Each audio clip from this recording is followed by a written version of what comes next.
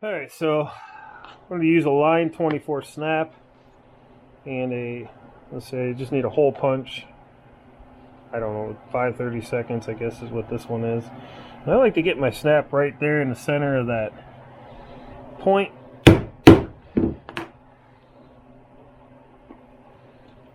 Take this over to the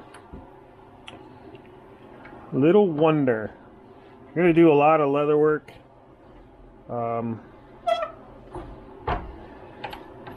I can't recommend this thing enough for setting snaps.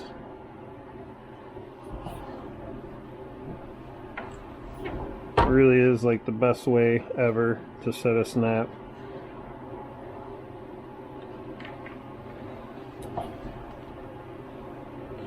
Don't worry, I'm going to show you how to do it by hand too, because we won't be able to use the machine for the bottom snap. So for this, I'll get my axe, put it in the sheath all nice and snug like it. I like to give this top flap a good tight fit. I'll just press in until I make an indentation right there. I'll take my handy dandy axe shaped piece of cutting board. I just cut that out of a piece of cutting board. And I'll just kind of center up this hole the best I can by eye. And then what we'll need is the bottom side of our line 24 snaps. You guys, I don't know what to tell you about what you'll need. I buy everything from all my hardware from buckleguy.com. They have a lot of leather tools you can buy there. You can buy leather tools on eBay. You can buy leather tools from Tandy. You don't really need a lot of tools. Hopefully you've kind of seen that in my video here. We haven't used a whole bunch of tools. A couple specialty tools. This here is a snap setter from a Berry King. It's a really good snap setter, holds everything nice and square. Let's give that a good seating. Test our snap, nice click. Oh yeah, look at that. Test fit our sheath. Oh, it fits perfect. Just perfect. So, now we need to burnish all the edges on the sheath. So you can do that by hand if you want.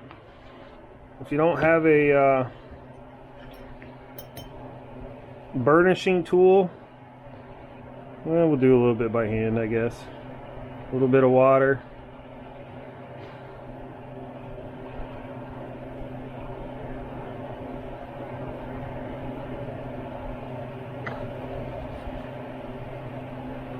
Touch up that edge there. A little bit of saddle soap, not much. Just a quick rub. Let that water kind of soak in a little bit.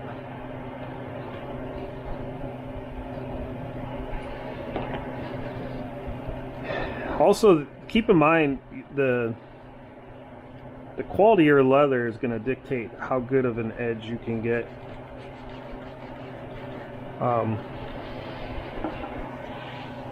So if you're having issues getting a good burnishing on your leather, take a look at what leather you're using. Some leathers won't even burnish, like a chrome tan. You don't want to use a chrome tan for something like this anyway.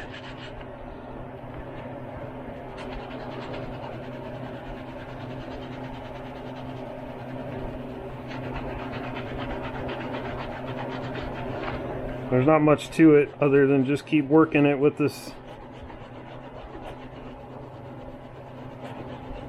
piece of canvas. Try your burnisher.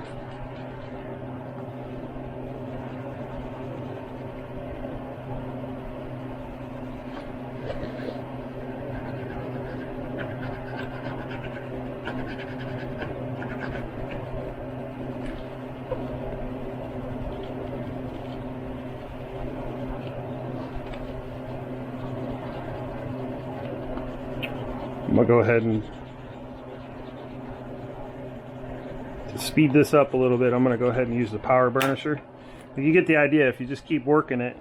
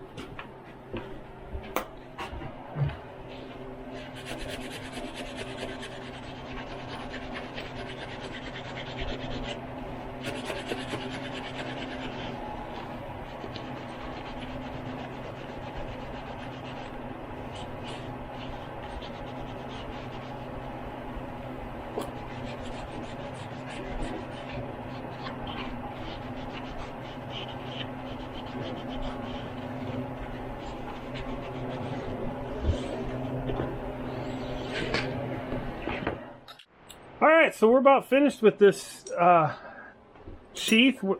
Last thing I'm gonna do is put a nice coat of Obenaufs. This is not necessary really.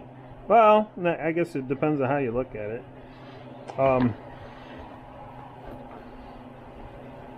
I like to give everything a nice coat of Obenaufs.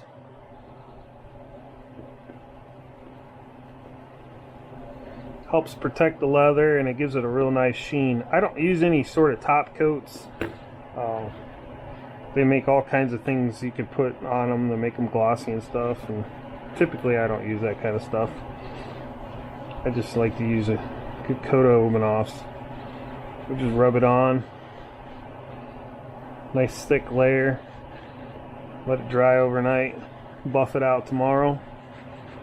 Might buff it out a little bit tonight, but usually I let it dry completely and buff it out. Gives it a nice sheen. So we'll just take that Obenaufs and work it in now. Veg tan leather will soak this stuff right up, especially if you've dyed it or done any sort of wet forming. English bridle takes a little bit more to soak in, but it will.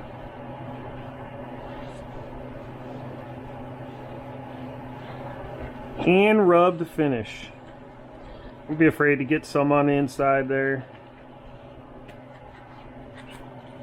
It'll help preserve the metal of the axe.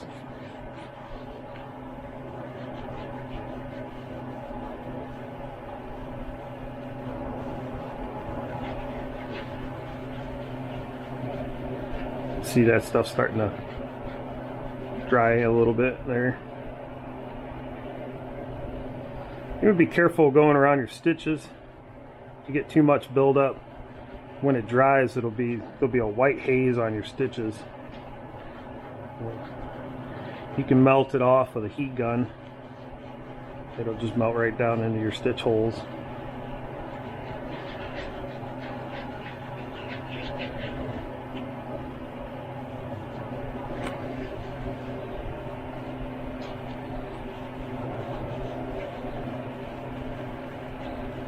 Nice and smooth. Now this is quite a bit darker than it was, but once it dries completely, it lightens back up some. But the Obenaufs will give your leather just a little darker appearance.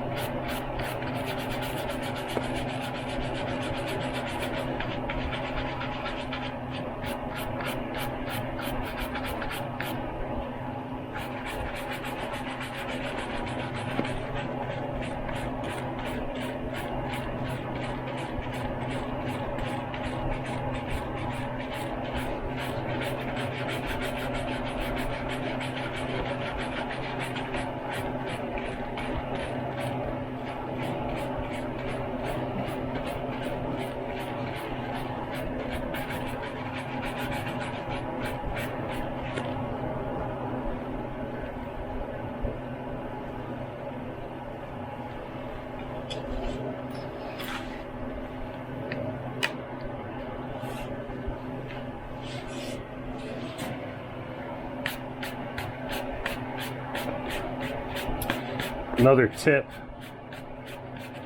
if you leave this on your axe overnight while it's still damp from the Obenaufs, when you come out tomorrow, the sheath will have formed itself to the axe and will fit a little tighter.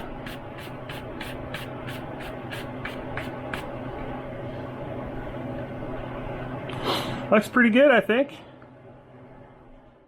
Alright everyone, so that's going to wrap up this video series on how to make a nice axe sheath for your axe.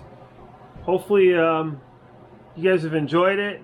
Sorry it's so many parts. It just would have been a really long video to keep it as one. The parts were actually kind of long, but I wanted to share as much information as I could on this thing. I could have sped this up and just made a 10-minute long video out of it, but you guys wouldn't have gotten anything out of it if you were wanting something out of it. So for those of you that appreciate videos like this, thanks for watching. Those of you that would rather just see a quick video, sorry, but I got plenty of other videos coming, so you can stick around for one of those.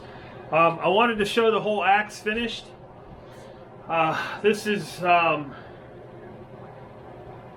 finished product. It's getting ready to head out to the customer right now.